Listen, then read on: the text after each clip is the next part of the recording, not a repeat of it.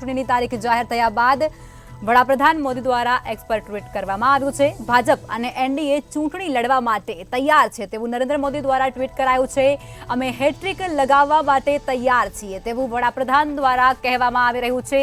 આ સૌથી મોટા સમાચાર મળી રહ્યા છે, જેમાં લોકતંત્રના સૌથી મોટા પર્વની શરૂઆત થઈ ચૂકી છે તેવું વડાપ્રધાન દ્વારા કહેવામાં આવ્યું છે। સાથે જ તેઓએ જણાવ્યું કે ભાજપ અને એનડીએ ચૂંટણી લડવા માટે સક્ષમ છે, તૈયાર છે।